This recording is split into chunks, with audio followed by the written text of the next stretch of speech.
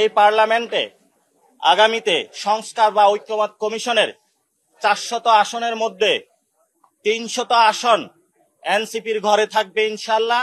এবং এইবারই এনসিপি পার্লামেন্টে জাতীয় সরকার গঠন করবে। আমাদের একটি গণতান্ত্রিক পুনরুদ্ধারের দিন। আপনারা জানেন, ছাত্রদের নেতৃত্বে একটি বাংলাদেশে গণ অভ্যুত্থান সংগঠিত হয়েছিল। আমাদের সামনে একটি চ্যালেঞ্জ দেওয়া হয়েছিল ব্যালট রেগুলেশনের। আমরা এই প্রস্তুতির জন্য আজকে দেশবাসীর সামনে দেখাচ্ছি, আমরা নির্বাচন যে সাংবিধানিক প্রতিষ্ঠান রয়েছে তাতে আমরা দরখাস্ত করেছি। পার্লামেন্ট এখন খালি রয়েছে। এই পার্লামেন্টে আগামীতে সংস্কার বা ঐক্যমত কমিশনের 400 আসনের মধ্যে 300 আসন এনসিপির ঘরে থাকবে ইনশাল্লাহ।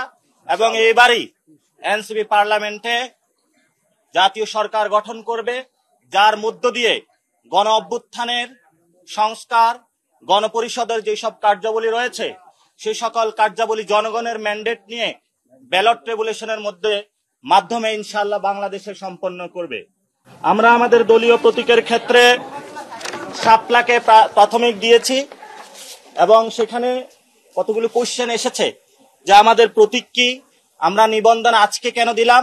আপনারা জানেন, আমরা স্বল্প সময়ে দল গঠন করতে পেরেছি এবং সারা বাংলাদেশে কথা বলেছি, কিন্তু আপনাদের মাধ্যমে দেশবাসীকে জানাতে চাচ্ছি, আমরা অনেক জায়গায় আমরা অফিস নিতে গিয়েছি, সেখানে আমাদের অফিস নিতে বাধা দেওয়া হয়েছে।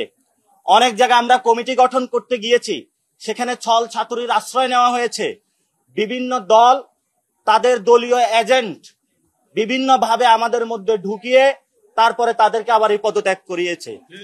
এই হলো বাংলাদেশের রাজনৈতিক কালচার। আমরা সকল প্রতিকূলতা, সকল চ্যালেঞ্জকে মানিয়ে আজকে আপনাদের সামনে এখানে উপনীত হয়েছি। বাংলাদেশে যেভাবে 5 তারিখে গণ অভ্যুত্থানে বাংলাদেশের মানুষের জয় হয়েছিল, আগামীর পার্লামেন্ট ভোট ব্যাংকে এনসিপির শাপলা প্রতীকে পুরো বাংলাদেশের মানুষ জয় জয়কার করে দিবে। এনসিপির নেতৃত্বে নতুন সরকার গঠন হবে। এবং এখানে একটি প্রশ্ন এসেছে যে আমাদের দ্বিতীয় প্রতীক কি। দ্বিতীয় প্রতীক হিসাবে আমরা রেখেছি কলম, তৃতীয় প্রতীক হিসাবে রেখেছি আমরা মোবাইল। তবে আমরা নির্বাচন কমিশনের কাছে এবং দেশবাসীর কাছে আবেদন রাখবো, আমাদেরকে যাতে শাপলায় মনোনয়ন দেওয়া হয় এবং শাপলা মার্কার মাধ্যমেই জনগণের তাদের সরকার গঠন করে। আপনারা জানেন, আমরা পুরো বাংলাদেশ থেকে 5 লক্ষ মানুষের ডাটা নিয়েছিলাম। সেখানে আমরা দেখিয়ে দেওয়ার চেষ্টা করেছি যে অধিকাংশ বাংলাদেশের মানুষ এনসিপির প্রতীক হিসাবে শাপলা চায়। জনগণের সেই পালসটা বুঝে আমরা আজকে নির্বাচন কমিশনে শাপলা প্রতীকের জন্য আমরা জমা দিয়েছি। সাংবাদিক বন্ধুরা এবং দেশবাসী যারা প্রত্যক্ষ করছেন, আপনাদের দোয়া এবং আশীর্বাদ আমাদেরকে রাখবেন, সরকার গঠনে সহযোগিতা রাখবেন। ইনশাল্লাহ আমরা এই সরকার গঠন করেই বাংলাদেশে যে জরাজীর্ণ ফেসিবাদী যে বন্দোবস্ত রয়েছে এটাকে বিলোপ করে নতুন একটি সেটেলমেন্টের মধ্যে শক্তিশালী একটি বাংলাদেশ গঠন করব। ধন্যবাদ সকলকে। আমাদের ইতিমধ্যেই ট্রাকে করে, আপনারা জানেন, নির্বাচন কমিশনের আমরা 105টি উপজেলার মেম্বারশিপ ফর্ম থেকে শুরু করে সবগুলো ক্রাইটেরিয়া পূরণ করেছি। 25টি ডিস্ট্রিক্ট কমিটির হলো আমরা জমা দিয়েছি। আমরা এখানে প্রাথমিক যে নিবন্ধনের 5টার আগে সাবমিশন করার কথা সেটা করেছি। ট্রাকে করে আমরা সবগুলো আমাদের পেপার দস্তাবেজ যেগুলো রয়েছে নিয়ে আসতেছি। আসলে আবার আপনাদের সামনে গিয়ে সবগুলা দেখিয়ে আবার এই ফাইনাল একটা ব্রিফিং করব।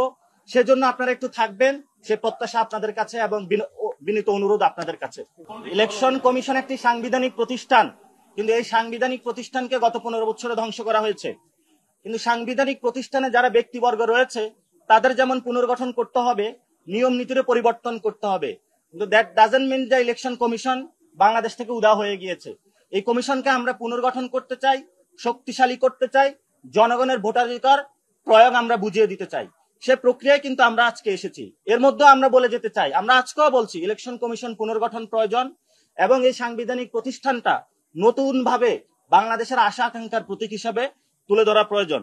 নিবন্ধনের যেসব ক্রাইটেরিয়া ইলেকশন কমিশন থেকে দিয়েছে, দিনরাত পরিশ্রম করে আমরা সবকিছুই জমা দিয়েছি এবং জনগণের সামনে আমরা উত্থাপন করেছি। পাড়ায় মহল্লায় আমরা ঘুরেছি, পথসভা করেছি, জনগণের কাছে গিয়েছি।